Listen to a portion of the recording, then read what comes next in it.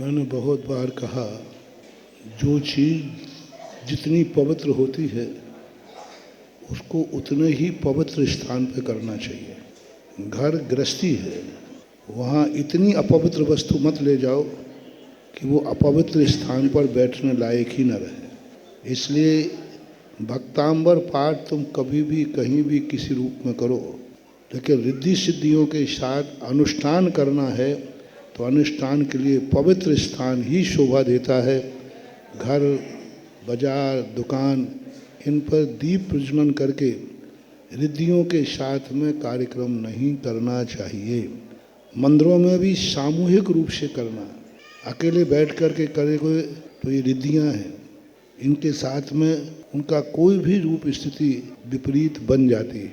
इसलिए मैंने अभी जितने भी लोगों को कहा, रिद्धि वाली आरतियों को, अकेले को मैंने कभी किसी को नहीं दिया, क्योंकि मेरी दृष्टि से इतना पावरफुल हो जाता है।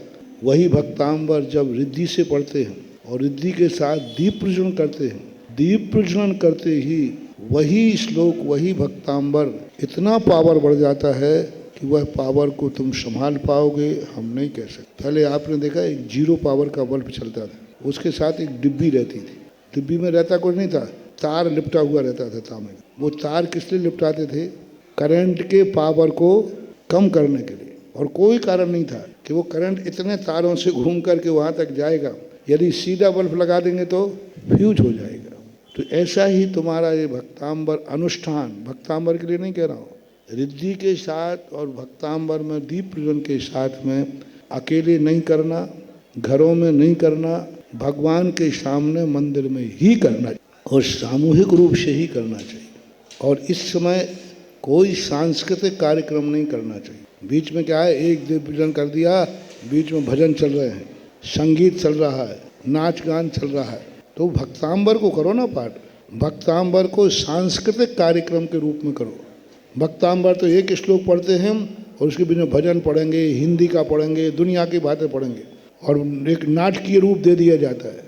अनुष्ठान को एक नाटकीय रूप मत दो, सांस्कृतिक। बहुत सारे लोगों ने इस भक्तांबर को, जब से मैंने कहा तो लोगों ने इसको दुरुपयोग बना लिया। संगीत में सांस्कृतिक कार्यक्रम लगे, बीच में भजन करने लगे, फिर भक्तांबर का हिंदी भक्तांबर पढ़ने लगे बीच में। यदि आपको रिद्धि युक्त दीप प्रज्वलन से भक्तांबर करना है तो महानुभाव कुछ नहीं पढ़ना, सीधा भक्तांबर पढ़ो, सीधा रिद्धि मंत्र पढ़ो, दीप प्रज्वलन करो। बाद में तुम्हें जो करना है सो उस समय मत करो। सांस्कृतिक कार्यक्रम मत बनाओ इसको। और पढ़ना है, सांस्कृतिक कार्यक्रम करना है तो दीप हटा दो, रिद्धि हटा दो, भक्तांबर को पढ़ो। आप सांस्कृतिक जहाँ चाहे पढ़ो, घर में पढ़ो, उठते पढ़ो, सोते पढ़ो, बैठते पढ़ो, चलते पढ़ो, जैसा ही पढ़ना है भक्तांबर सामान पढ़ो, लेकिन उसको अनुष्ठान बनाओ नहीं। लोग अनुष्ठान बना देते हैं, फिर उनको गड़बड़ हो जाता है तो कहते महाराज जी हमें ऐसा हो गया।